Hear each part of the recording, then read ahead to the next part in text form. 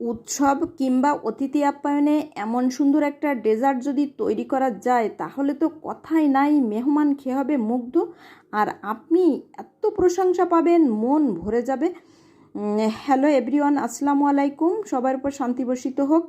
সবাইকে ওয়েলকাম জানিয়ে শুরু করছি আমার আজকের রেসিপি। আশা করি আপনারা অনেক ভালো আছেন এবং আমার আজকের রেসিপি আপনাদের অনেক ভালো লাগবে। আর যদি ভালো লাগে তাহলে একটু চ্যানেল সাবস্ক্রাইব করবেন, পাশে থাকা বেল আইকন প্রেস করবেন যাতে সবার আগে আপনি নোটিফিকেশানটা পেয়ে যান, আর পেজ ফলো দিবেন। তো বন্ধুরা দেখতেই পাচ্ছেন নিয়ে এসেছি সুন্দর একটা ডেজার্ট, আর এই ডেজার্টটি সত্যি খুবই লোভনীয়। তো কথা না বাড়িয়ে মূল উপকরণে চলে যায়। দেখতেই পাচ্ছেন বন্ধুরা, আমি নিয়েছি কিছু সিমাই গুঁড়া করে আর নিয়েছি কিছু শিট। আপনারা যদি চান তাহলে এটা বাজারেও বিক্রি হয় এ ধরনের শিট, সেটাও কিনে নিতে পারেন। তবে নিজের হাতে যদি তৈরি করা যায় তাহলে তো খুবই সুন্দর হয় এবং মনের থেকেও তৃপ্তি পাওয়া যায়, খেতেও ভালো লাগে। তো বন্ধুরা সময় সাপেক্ষের জন্য আমি শিটগুলো দেখাতে পারিনি। অন্য রেসিপিতে অবশ্যই আমার এ ধরনের শিট তৈরি করা আছে, একটু দেখে নেবেন। তো বন্ধুরা দেখতেই পাচ্ছেন চলে এসেছি প্যানের কাছে, চুলার পাশে। প্যানে দিয়েছি আমি গুড়টা দিয়ে একটু সুন্দরভাবে পাক করে নিচ্ছি। এখানে আমি একটু লবণ দিয়েছি যাতে মিষ্টির সাথে লবণটাও সুন্দর হয়। মিষ্টি জাতীয় খাবারে একটু লবণ দিলে সত্যি ভালো লাগে খেতে।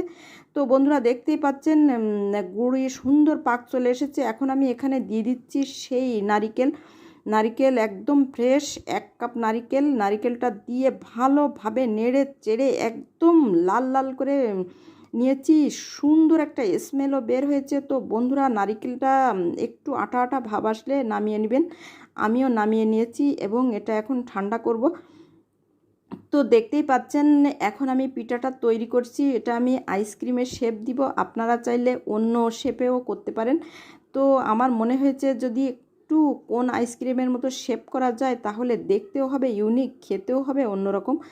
তো দেখতেই পাচ্ছেন নারিকেলের পুরটা আমি সুন্দরভাবে এই কোণের ভিতরে ঢুকিয়ে দিচ্ছি। এটা দিয়ে ভালোভাবে এখন আমি ময়দার প্রলেপ দিয়ে সুন্দরভাবে সিল করে নিব, চারিদিক থেকে যেন না চলে আসে।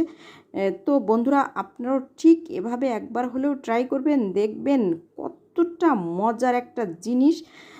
তো দেখতেই পাচ্ছেন বন্ধুরা আমি এখন ময়দার প্রলেপ দিয়ে সুন্দরভাবে মাখিয়ে নিচ্ছি এবং সিল করে নিচ্ছি।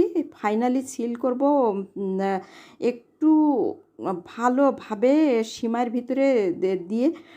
তো আপনারা চাইলে সিমাইয়ের পরিবর্তে এখানে বিস্কিটের গুঁড়াও নিতে পারেন, তবে সিমাইটা দিলে সত্যি খুবই সুন্দর হয় এবং একদম কোন আইসক্রিমের মতো দেখা যায়, দেখতেও সুন্দর লাগে এবং খুবই ইউনিক একটা ভাব আসে। তো বন্ধুরা আপনারাও ঠিক এভাবে করে দেখবেন। এভাবে আমি সবগুলা পিঠা তৈরি করে নেব।